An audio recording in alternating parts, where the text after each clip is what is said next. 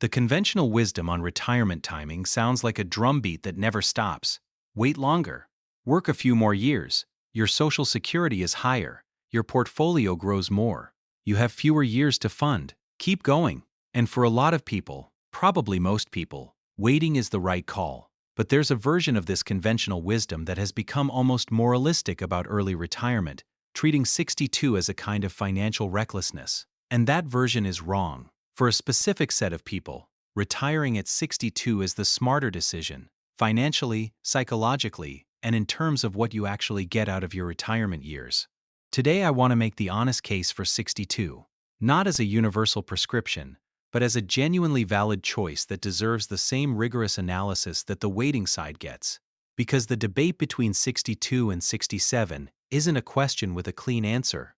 It's a comparison of two completely different trades. And the right trade depends on things the standard retirement article never asks you about. Let's start by admitting what the waiters get right. Waiting from 62 to 67 for Social Security increases your monthly benefit by roughly 40%. Waiting until 70 increases it by about 77% over the 62 amount. These are permanent increases, inflation adjusted, that last for the rest of your life. If you live to 90, the cumulative benefit of waiting is worth hundreds of thousands of dollars. On top of that, every year you work is a year your portfolio grows without being drawn down, and possibly a year you continue adding to it. The mathematical case for waiting is real and shouldn't be dismissed.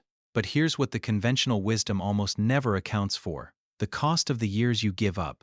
If you retire at 67 instead of 62, you have given the labor market 5 of your healthiest remaining retirement years. Not your 70s, when energy and mobility start to modulate. Not your 80s.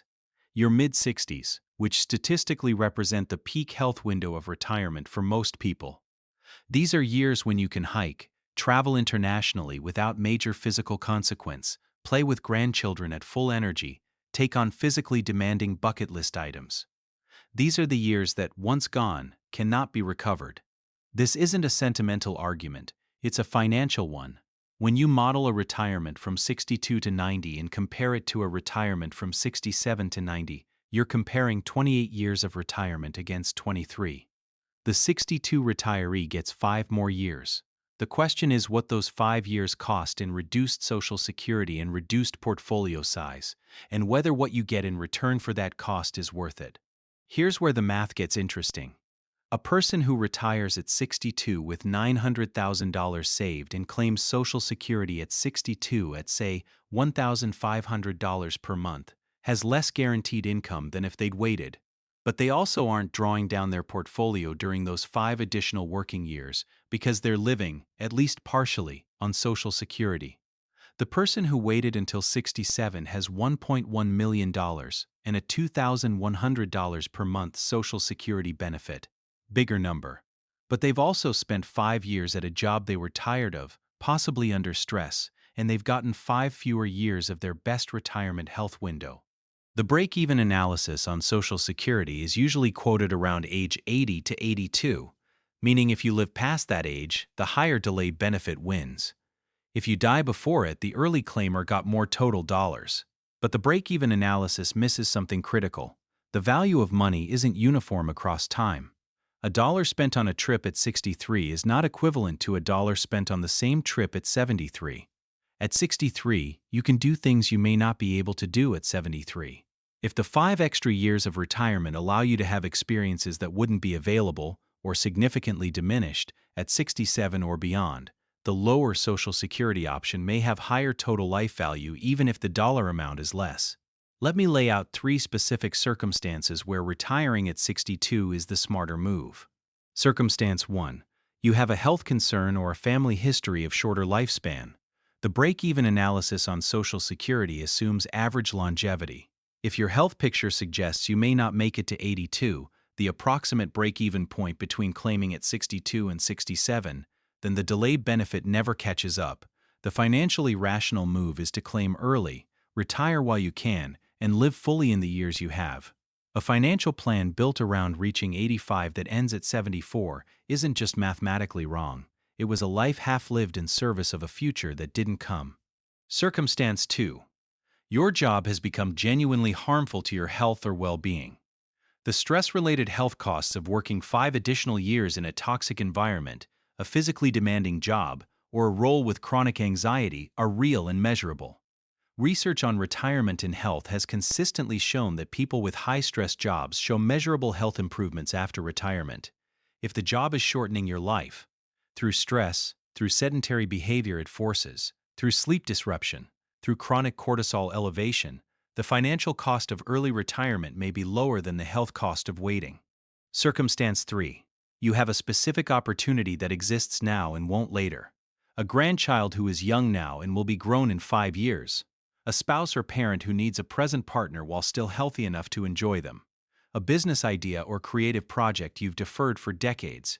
These aren't whims, they're concrete, time-sensitive reasons why the value of your retirement years is higher at 62 than at 67. The money analysis doesn't capture this, but your life accounting should. Now, what does it actually take for retiring at 62 to be financially safe? There are clear requirements.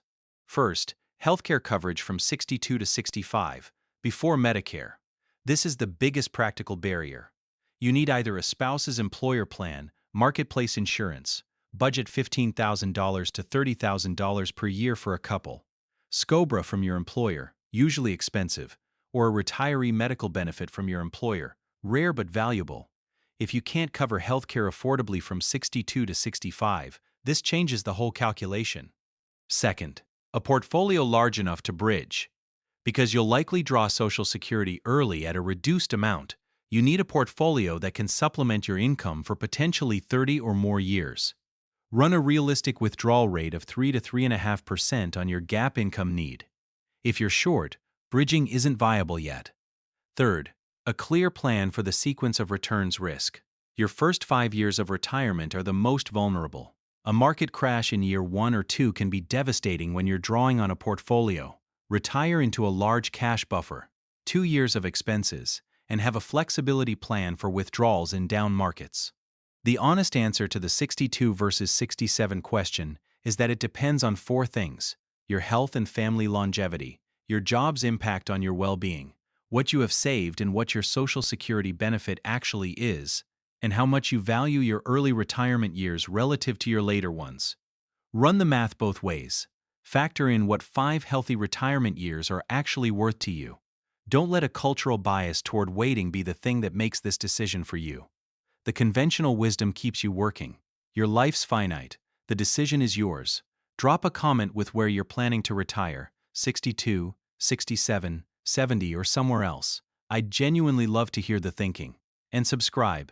This is exactly the kind of honest trade-off analysis we do here. Let me add one more dimension to this that the standard analysis misses: the compounding effect of stress on health, and what that means for the supposed financial benefit of working longer. Most people who debate 62 versus 67 are calculating in terms of portfolio size and Social Security income. What they're not calculating is the health cost of 5 additional years in a stressful job on a body that's already in its early 60s. The research on chronic occupational stress in older workers is fairly consistent. Elevated cortisol, disrupted sleep, and sedentary desk-bound work accelerate a range of age-related health declines.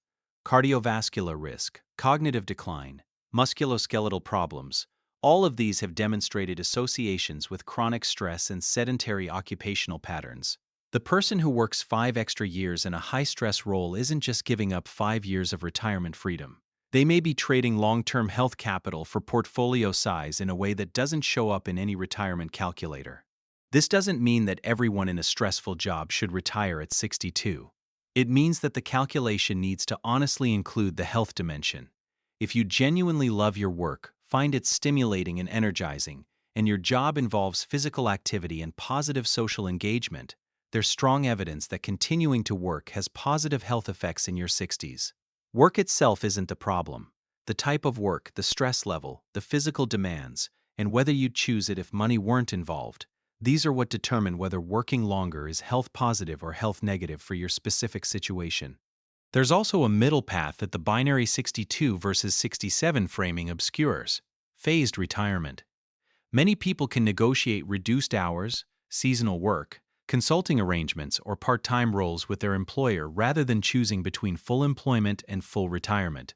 Phased retirement allows you to maintain income, reducing the portfolio draw and sometimes allowing Social Security delay, while also reducing the stress and freeing time that makes retirement appealing. If your employer is amenable and your role allows it, phased retirement is frequently the mathematically and health-optimally superior choice over either full-time work to 67 or abrupt full retirement at 62.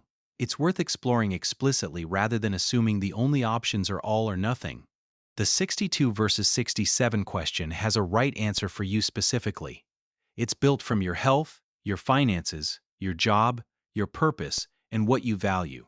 The conventional wisdom only evaluates one of those 5 dimensions. Make sure yours evaluates all of them. The conventional wisdom toward the end of this discussion usually circles back to the spreadsheet. Run the numbers, see what they say, make the decision. And the numbers matter. I've laid out the specifics throughout this video. But there's a deeper question underneath the financial one that the conventional wisdom rarely asks, and that I want to close with. The question is, what is the retirement for? Not philosophically in the abstract, but for you specifically. What are the things you want to do with the years of freedom that retirement represents, and which of those things require you to be in your early to mid-60s rather than your late 60s or early 70s?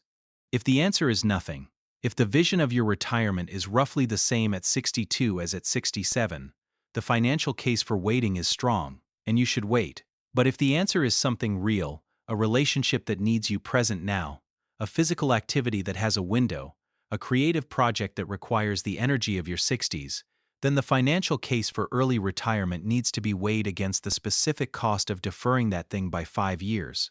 Run both calculations. Make the decision with full information. That's all the conventional wisdom was ever really asking for, even if it forgot to include the second calculation. Here's the simplest version of the decision matrix for 62 versus 67, distilled to 4 questions. 1. Is your health good enough that you have a reasonable expectation of living past 80? If no, claim early. If yes, the delay has value. 2. Can you cover your expenses from 62 to your optimal claiming age without touching your portfolio in ways that compromise long-term sustainability? If no, you may need to work longer or claim earlier to protect the portfolio. If yes, you have the flexibility to delay. 3. Will the 5 years from 62 to 67 produce significantly more meaning and quality of life in retirement than the incremental financial security of waiting? If yes, that's a genuine argument for retiring at 62. 4. Does your job's impact on your health tip the financial calculation in a way that the standard model doesn't capture? If yes, the health-adjusted financial case for retiring earlier may be stronger than the raw numbers suggest. These 4 questions don't produce a single right answer for everyone, but they produce an honest, personalized one. That's the point. There's one more consideration that the 62 versus 67 debate often ignores. What happens to your spouse or partner if you retire early and one of you dies before the break-even age? The Social Security survivor benefit is one of the most important financial protections available to married couples, and it's entirely determined by when the higher earner claimed. A spouse who survives to 88 will receive the higher earner's benefit for potentially 20-plus years after the first spouse dies. If the higher earner claimed at 62 rather than 70, the survivor receives the reduced benefit for all of those years, a permanent income reduction that compounds for decades. For couples where both spouses may live long lives, the Social Security claiming decision is fundamentally a survivor income decision, not just a personal income optimization. Factor the survivor outcome into any analysis of early versus delayed claiming.